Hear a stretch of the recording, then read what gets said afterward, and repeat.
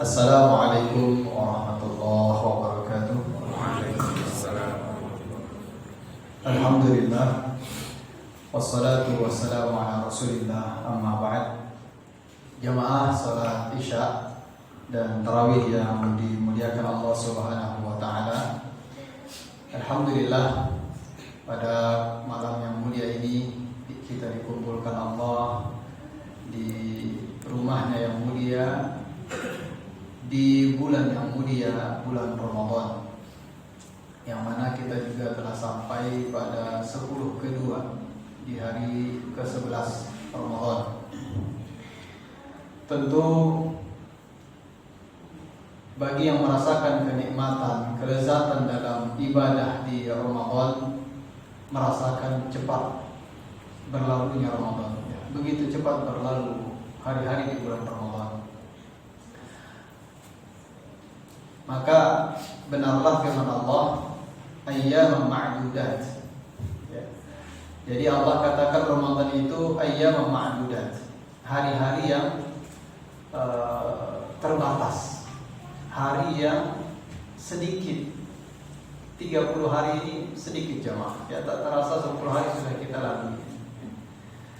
Tentu memasuki 10 kedua Ramadan ini merupakan 10 terbaik daripada 10 pertama. Ketika memasuki 10 ketiga, maka 10 ketiga jauh lebih baik daripada 10 kedua.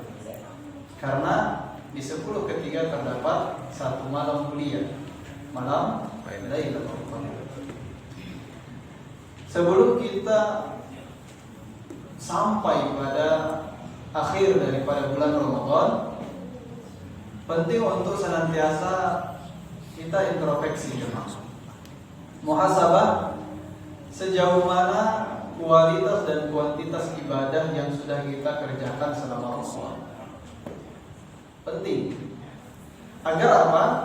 Agar kita ketika menjalani beberapa hari ke depan itu bisa merasakan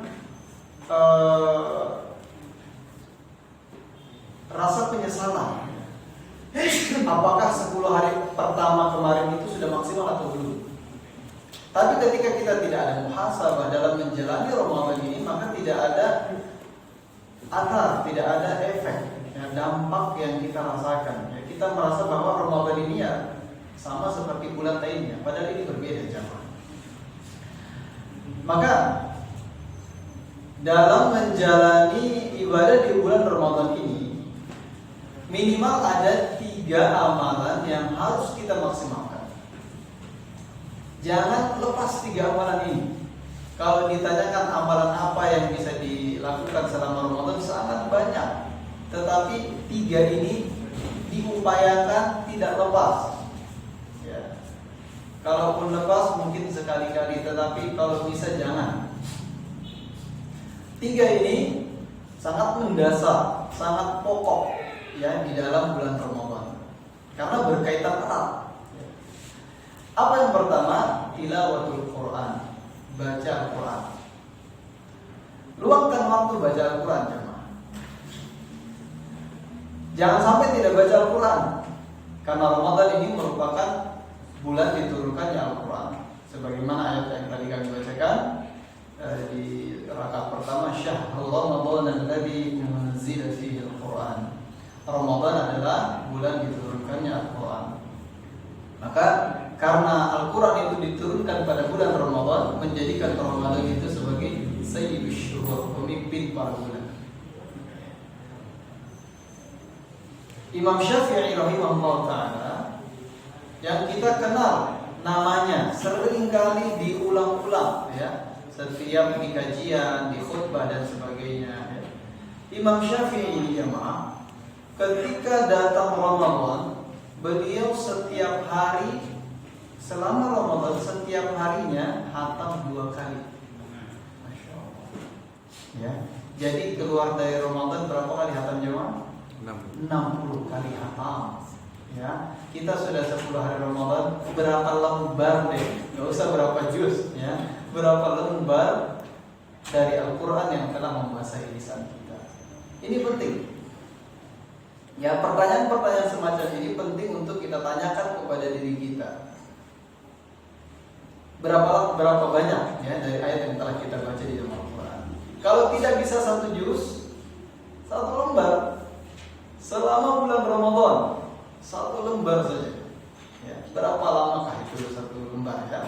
Dari 24 jam waktu yang Allah berikan kepada kita, luangkan paling enggak setengah jam saja bersama Al-Quran.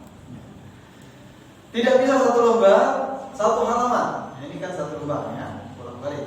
Jadi 1 halamannya saja. Tidak bisa 1 lembar, merasa berat karena begitu padat agenda dan sebagainya. Ya udah 1 halaman jemaah. Ya, jangan sampai nggak baca 1 halaman. Masih berat juga Ustaz. Baiklah, kalau masih berat 1 halaman dibagi 2 lagi. Ya, 1 halaman dibagi 2. Ya. Masih berat juga ya Allah. Ya, 1 ayat. Ya, jangan sampai nggak baca Quran. Ya, rugi kita jamaah. Ya, karena ini bulan yang mulia. Bulan yang sekecil apapun, sedikit apapun amalan. Ya, sedikit apapun, berapapun ayat di dalam Al-Quran yang kita baca, ya, itu pahalanya luar biasa, sangat besar sekali. Maka jangan sampai. Jadi walaupun 1 ayat tidak masalah, yang penting istiqomah, ya, continue. Karena Nabi katakan, ahabbul a'mali adwamuha wa in qalla. Ya. Amal yang paling dicintai Allah adalah yang terus-menerus walaupun sedikit. Khairul a'mali adwamuha wa in qalla. Sebaik-baik amalan adalah yang terus-menerus walaupun sedikit. Ya, misalkan hari ini Alif Lam Mim sudah. Besok lagi Dzalikal kitabu la raiba fihi hudan lil muttaqin. Cukup. Begitu seterusnya, ya. Tetapi jangan sampai diambil awal-awalnya saja. Alif Lam Mim, besok Yasin, besok lagi Shad, ya. Diambil 1 ayat-ayat yang pendek, ya. Kita ini ingin surga tertinggi tapi bacaannya yang terendah. Masya Allah. Nah, ini penting jemaah. Yang pertama, ya. Jadi tilawatul Quran jangan sampai kita lewatkan selama Ramadan, khususnya 20 hari ke depan, ya. Maka dan juga memang idealnya untuk membaca Al-Quran itu langsung dari mushaf jemaah. Jadi mushaf, bukan HP. Kalau HP itu godaannya luar biasa. Apalagi kalau kuotanya banyak, sinyal kencang, ya. Masya Allah. Baru 1 baris dibaca, tiba-tiba masuk WhatsApp, ya. Buka berjam-jam, capek dia tidur, ya. Masya Allah, ya. Nah ini, ya. Makanya saya lebih menyarankan kita baca itu pakai mushaf Al-Quran, ya. Tidak ada yang mengganggu, ya. Nah, kemudian yang kedua, amalan yang bisa kita maksimalkan adalah sholat, wajib ataupun sunnah. Harus ada perubahan. Masuk Ramadan ini pokoknya saya harus sholat di masjid tepat waktu, on time bersama imam. Adzan berkumandang, segera ambil air wudu, berangkat ke masjid. Ya, harus ada perubahan. Karena di antara ciri orang yang akan mendapatkan naungan Allah di padang mahsyar nanti, ketika matahari begitu dekat jaraknya dengan kepala kita, ya, tidak ada pertolongan kecuali pertolongan Allah. Nah, yang mendapatkan pertolongan Allah itu ada 7 golongan. Di antaranya orang yang hatinya terpaut ke masjid. Ya. Siapa orang yang hatinya terpaut ke masjid? Ya, orang yang ketika mendengar adzan berkumandang gelisah. Pokoknya udah ketika dia sedang mencuci, ditinggalkan cuciannya. Ketika dia lagi ngetik, ditinggalkan ketikanya, dan seterusnya. Itu ciri orang yang hatinya terpaut ke masjid. Ya. Jadi berusaha melangkahkan kaki ke masjid, ya. Berusaha untuk sholat di masjid, jangan sholat di rumah jemaah. Makanya saya katakan kalau ada bapak-bapak, ya, yang sholat di rumah itu bisa dikatakan bapak-bapak solehah. Ya. Tidak masalah sholat di rumah ketika ada udzur syar'i, ya, ada alasan, baru sholat di rumah, ya, ketika sakit atau dan sebagainya, ya. Tetapi selama Allah berikan kekuatan kesehatan, berusaha angkatkan kaki ke masjid. Sama halnya juga sholat sunnah, khususnya lagi tarawih. Sholat tarawih jemaah. Dan usahakan sholat tarawihnya dari rakaat pertama sampai rakaat terakhir witir. Ya, jangan baru 2 rakaat hilang, ya, 4 rakaat mundur, ya. Usahakan sampai akhir. Nabi Shallallahu Alaihi Wasallam menyebutkan, ya, orang yang mendapatkan pahala sempurna seperti sholat antara isya sampai subuh itu ketika dia ikut dari rakaat pertama tarawih sampai rakaat terakhir witir bersama imam. Tuh syaratnya.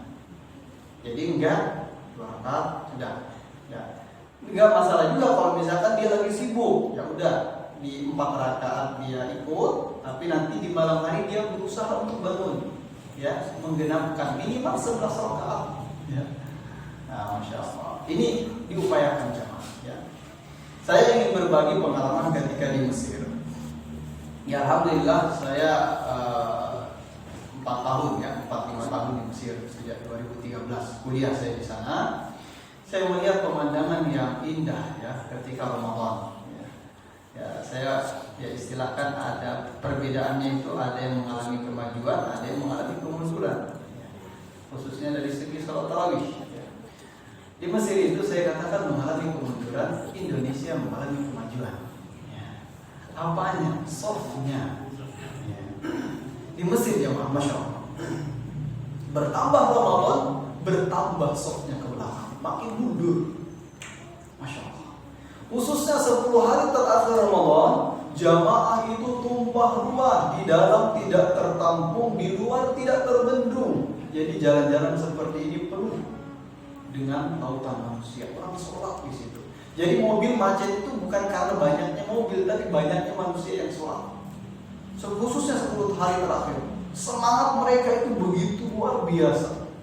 Karena apa? Ini memburu satu malam kuliah Lailatul Qadar.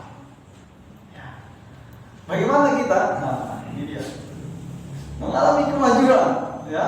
Masya Allah. Bertambah Ramadan makin maju softnya kita. Kemudian sisa 1 soft mengalami kedalaman. Tapi insya Allah itu tidak terjadi di Masjid Nur Mirah, insya Allah. Ya, insya Allah yang mendengar kajian saya ini, ya insya Allah ini istiqomah sampai hari terakhir, insya Allah. Ya. Nah, ini penting sekali ya, untuk berusaha memaksimalkan waktu kita, ya. Karena kita tidak tahu dan tidak ada yang bisa menjamin apakah Ramadan tahun depan kita disampaikan atau tidak. Kita nggak ada yang tahu. Ya. Maka memang penting, ya, dalam menjalani ibadah di Ramadan ini harus kita tanamkan perasaan bahwa ini merupakan Ramadan terakhir dalam hidupku. Tanamkan itu. Ibaratnya begini jemaah. Kita diberi kesempatan sama Allah hidup 1 jam lagi. Kita dikasih info nih, masuk pesan di WhatsApp, ya. Ya Allah. Misalkan ada pokoknya info, dikasih tahu bahwa 1 jam ke depan kamu akan saya cabut nyawanya. Kira-kira 1 jam ini apa yang akan kita lakukan? Pasti akan maksimalkan ibadah. Enggak mungkin dia udah biarlah 1 jam ini saya pakai tidur nanti ya mati. Enggak, insya Allah dia akan tiba-tiba yang sebelumnya gak sholat tiba-tiba langsung sholat terus, ya, baca Quran terus. Ketika dia sholat baru dia takbiratul ihram, meneteskan air mata, ya, terlintas di dalam hati, ya Allah terimalah sholatku karena ini merupakan sholat terakhir dalam hidupku. Barulah dia membuka mushaf Al-Quran, meneteskan air mata, membaca a'udzubillahi minasyaitonirrajim. Terlintas lagi dalam hatinya, Allah terima ini ya Allah ibadahku karena ini merupakan ibadah terakhir dalam hidupku. Begitu juga seharusnya jamaah kita jadikan Ramadan ini seakan-akan ini merupakan Ramadan terakhir kita. Maka ada semangat dalam menjalaninya. Ketika kita tidak menanamkan perasaan itu, ya udah kita biasa saja, ya. Padahal ini waktu yang cukup berkah, waktu yang banyak sekali ampunan, rahmat dan sebagainya. Ya, makanya ketika keluar masjid pun sempatkan untuk berzikir, la ilaha illallah, subhanallah, astagfirullah. Ya, tidak masalah, tidak mesti harus dalam masjid baru berzikir. Ini yang kedua yang kita bisa maksimalkan. Kemudian amalan yang ketiga yang penting untuk kita maksimalkan adalah infak. Ya, sedekah, zakat, harus berzakat mal, ya, bukan berzakat mall. Ya, beda saja. Ya, ada zakat mal, ada zakat mall. Nah, kadang kita ketika dekat-dekat lebaran yang besar zakat mallnya daripada zakat malnya. Ya, dia berzakat mall, kemudian dapat baju, dapat sepatu, dapat sendal, ya, belanja maksudnya. Ya. Nah, maksimalkan. Allah Subhanahu wa Ta'ala di dalam Al-Quran memerintahkan hambanya berinfak itu tidak mengenal situasi dan kondisi. Allah perintahkan hambanya infak di kala lapang ataupun sempit, siang ataupun malam, ya, mau lagi banyak hartanya ataupun sedikit, Allah perintahkan. Ini perintah yang luar biasa. Imam Ibnu Qayyim al-Jauziyah rahimahullah taala katakan, ya, sedekah terbaik seorang hamba adalah sedekah di bulan Ramadan. Saya ingin kembali bercerita ketika di Mesir, ya. Masya Allah, ya, di Mesir itu jemaah menjelang buka puasa, ya, orang-orang Mesir menyediakan makanan berbuka di pinggir jalan, gratis. Setiap ada orang lewat diberikan, dan makanannya nggak cuma kurma sama air putih, berbagai macam menu, berbagai macam minuman. Jadi setiap ada orang lewat diberikan. Saya pernah naik angkot, sekitar 4 halte saya lewati, semuanya memberikan makanan. Jadi tidak hanya yang turun, yang di dalam mobil pun diberikan. Ya, Masya Allah, luar biasa. Pemandangan yang begitu indah, jarang kita temukan di Indonesia. Memberikan. Bahkan ketika 10 hari terakhir Ramadan saya pernah iktikaf di salah satu masjid di sana. Menjelang adzan maghrib, orang-orang Mesir itu silih berganti keluar masuk masjid memberikan makanan orang yang iktikaf. Nggak perlu kita rebutan, nggak perlu minta. Fokus aja berzikir, berdoa, baca Quran. Orang Mesir langsung datang. Pak, ini monggo, ya. Tapi pakai bahasa Arab, Pak, ya. Itu terjemahannya, ya. Ya, ini foto, ya, dikasih ini makanan. Minimal tiap hari ada 3 menu di depan kita, jemaah. Bayangkan, ini padahal nggak minta. Kalau minta dapat berapa itu kira-kira? Ini baru makanan yang diberikan dari orang-orang luar yang masuk ke masjid. Belum makanan yang disiapkan di masjid. Ya, Masya Allah, luar biasa banyak sekali makanan ketika Ramadan.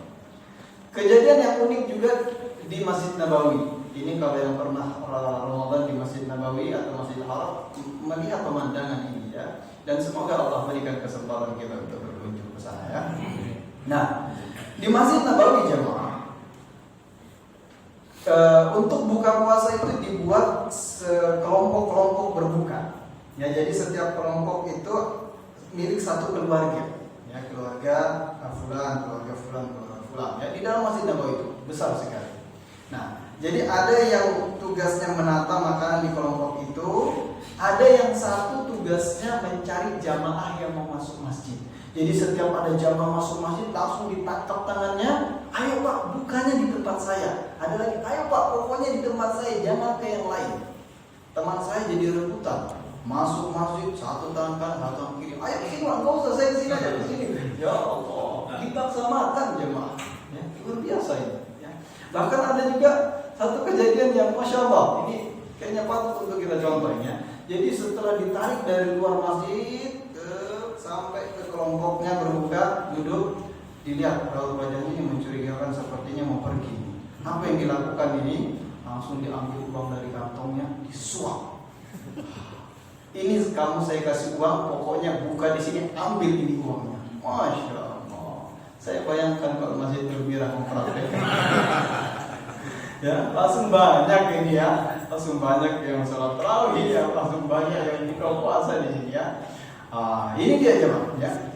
Ada apa gerangan, ya? Kenapa kok bisa begitu semangat untuk infak ketika di dalam bulan Ramadan? Ada satu hadis Nabi Sallallahu Alaihi Wasallam berbunyi, "Ma wudi'a ta'amun illa wada'allahu fihi barakah." Tidak ada makanan yang diberikan atau kita belikan kemudian kita berikan kecuali Allah menaruh barakah di dalamnya. Para ulama mentafsirkan maksud daripada barakah adalah makanan yang kita berikan kemudian mendarah daging makanan itu semangat dia beribadah, maka pahala terus mengalir kepada orang yang memberikan makanan. Masya Allah. Ini kan di sini insya Allah ada buka bersama Pak ya? Ada. Nah ini Masya Allah ini, ayo setelah ini Pak ya, langsung booking. Pokoknya hari ini saya tengkleng, hari ini ada tengkleng, besok ini gulai, yang ini Masya Allah, ayo ambil. Ya. Kalau nggak bisa yang besar-besar, yang kecil-kecil aja. Ya, bagus berapa lah itu, ya tidak masalah. Allah Subhanahu Wa Taala bukan melihat kuantitas, tetapi keikhlasan. Keikhlasan yang Allah utamakan. Ya, tetapi ketika bisa banyak kemudian kita jauh lebih ikhlas, itu juga jauh lebih besar pahalanya di sisi Allah Subhanahu Wa Taala. Nah ini 3 amalan yang penting untuk kita renungi, ya sudah sejauh mana yang kita lakukan. Pertama tilawatul Quran, kemudian yang kedua salat, dan yang ketiga infak atau bersedekah. Demikian dari saya, mohon maaf atas segala kekurangan. Hadanallahu wa iyyakum. Assalamualaikum warahmatullahi wabarakatuh.